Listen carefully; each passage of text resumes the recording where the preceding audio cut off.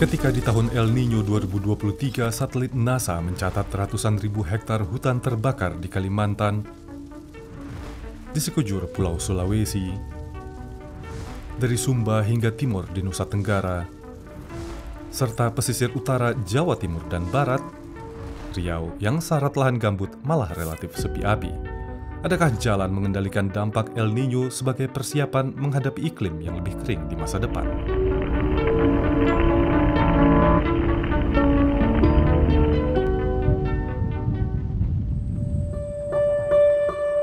Asap ini bukan tanpa bara. Api tetap menyala di dalam tanah meski tidak lagi meliuk di udara. Lahan gambut di Riau termasuk yang paling rentan kebakaran. Jika sudah menyala, api gambut tidak cuma sulit dipadamkan, tetapi juga memproduksi lebih banyak asap tebal. Kebakaran gambut seperti di dekat Pekanbaru ini rutin di Provinsi Riau. Pada tahun El Nino 2019 lalu, setidaknya 270.000 hektar hutan gambut hangus terbakar. Karena saat itu, mohon maaf, agak terlambat penanganannya. Nah, kali ini kita sudah mulai mewaspadai mulai bulan Desember Januari, kurang lebih 6 bulan sebelum diprediksi datangnya El Nino.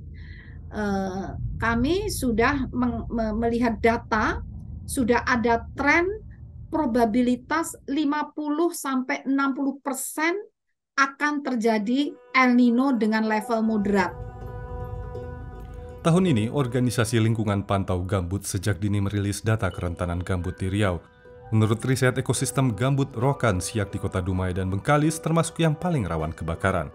9% berkategori rentan, adapun 53% lahan gambut berisiko sedang. Menurut Pantau Gambut, sepertiga lahan gambut di Riau dijadikan kebun sawit, sementara sepertiga lain untuk kayu kertas. Aktivitas ini menuntut pengeringan dalam skala besar. Kelapa sawit, kelapa, akasia, eukaliptus, ya, dan sebagainya itu tidak cocok untuk lahan basah. Nah, begitu juga tanaman-tanaman yang lain ya, itu membutuhkan intervensi atau modifikasi dari karakter alam lahan gambut yang basah itu. Kanal ini dibuka agar muka air di dalam lahan gambut bisa dibatasi sedalam 40 cm demi bisa ditanami sawit. Tidak jauh dari konsesi milik Wilmar ini terbakar lahan seluas hampir 50 hektar bulan Mei lalu. Menurut BPBD, lahan gambut di sekitar wilayah konsesi memang rentan dibakar orang. Tapi meski polisi masih mencari dalam pembakaran, pria ini mengaku sudah dibayar untuk mulai menanam benih sawit di sini sejak dini. Kalau menggunakan api misalnya itu dalam 1 hektar itu paling menggunakan butuh biaya sekitar 1 juta rupiah. Ada orang yang tukang bakar misalnya. Kalau menggunakan tebas itu butuh 7 juta tenaga manusia menebas. Dan itu butuh waktu yang lebih lama. Kalau butuh pakai alat berat untuk stacking di bulldozer kemudian dikumpulkan di pinggir ya. Itu butuh 8 juta yang kita hitung. Di Riau, lebih dari 800.000 hektar lahan gambut dikelola oleh grup Sinarmas yang sebagian besar adalah kebun akasia dan eukaliptus untuk produksi kertas. Secara keseluruhan, Sinarmas melalui anak usahanya menguasai 2,6 juta hektar lahan gambut di Indonesia, yang selain Riau tersebar di 4 provinsi lain. Pemerintah mewajibkan perusahaan mencegah kebakaran di konsesi sendiri, namun pelaksanaannya sulit diawasi kecuali setelah kebakaran terjadi. Kalau kita bicara penegakan hukumnya, cek lagi. Riwayat kebakaran mereka gimana tuh ketika menjaga ekosistem gambutnya. Yang selanjutnya lagi cek gitu ya, pemerintah harus berani tuh ngecek ulang gitu ya, seberapa patuh si perusahaannya, seberapa patuh pelaku usahanya untuk memastikan ketersediaan sarana prasarananya. Sejak tahun ini, Sinarmas berinvestasi besar demi mencegah kebakaran. Konglomerat raksasa ini pernah digugat pemerintah 7,8 triliun rupiah karena kebakaran api di musim El Nino tahun 2015 silam. Hingga kini perusahaan berdalih bahwa api datang dari luar area konsesi.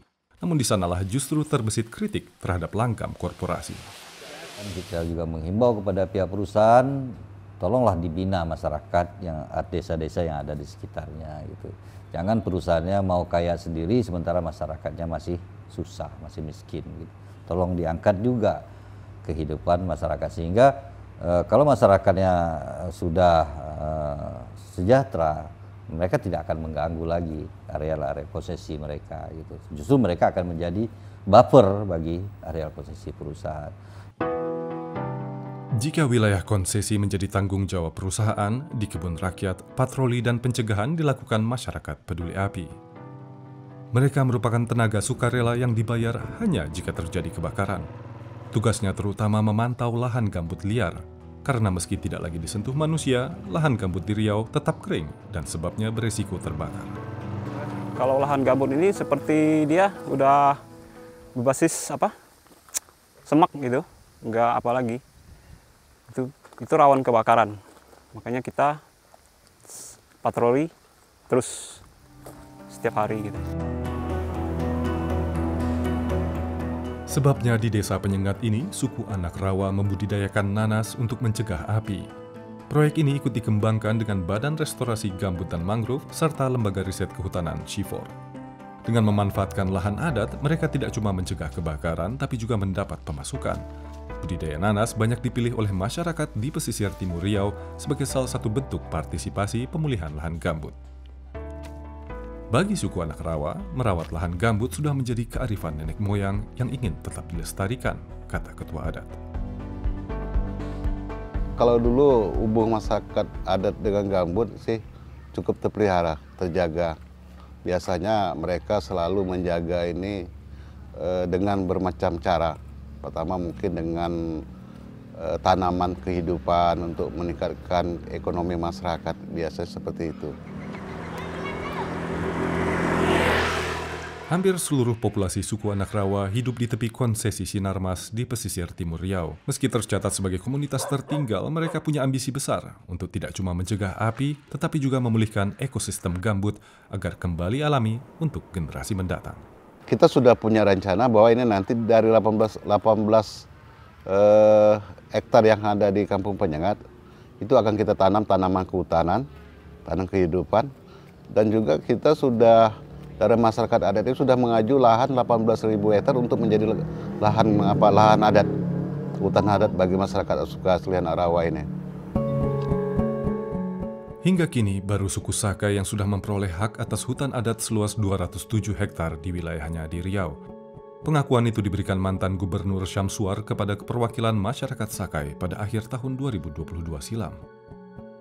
Muhammad Nasir adalah satu dari 8 kepala suku Sakai atau penghulu di Kabupaten Bengkalis. Serupa suku Betawi di Jakarta, Sakai termasuk yang paling termarginalkan di Riau.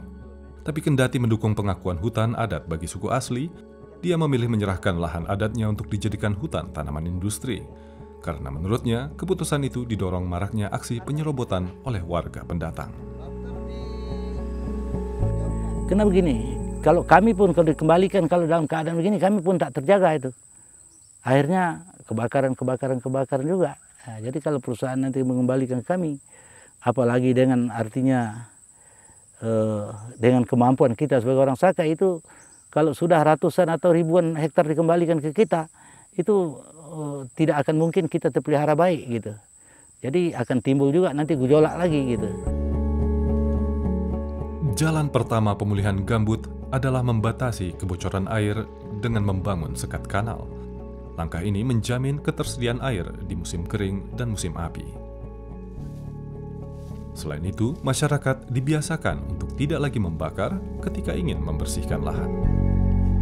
Kita bisa mengembalikan sistem pembakaran itu dengan adanya yaitu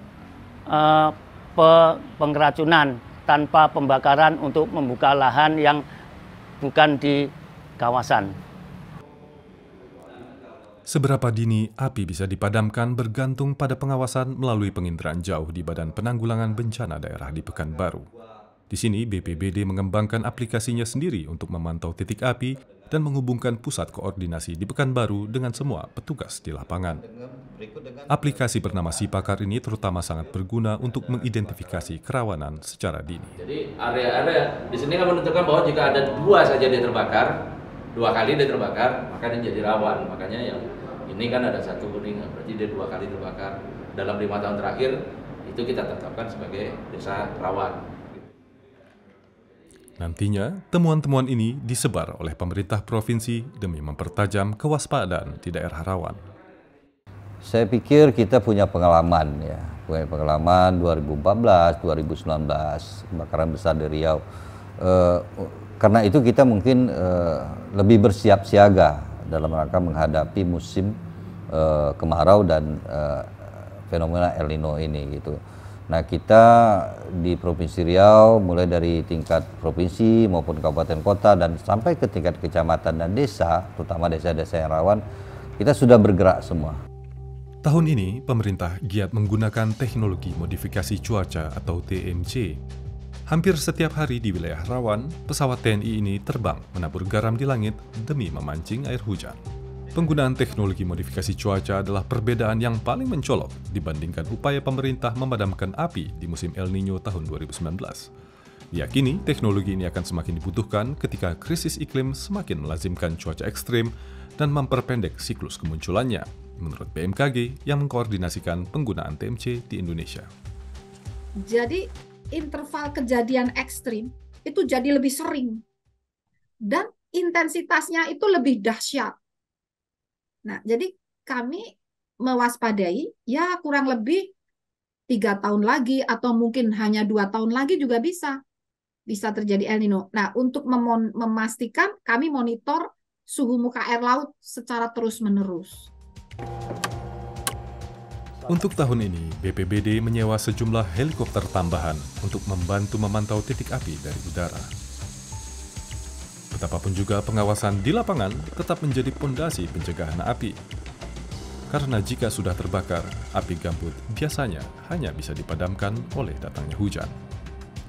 Namun bantuan langit kelak tidak lagi bisa diandalkan mengingat cuaca yang semakin kering dan siklus hidrologi yang kian ekstrim.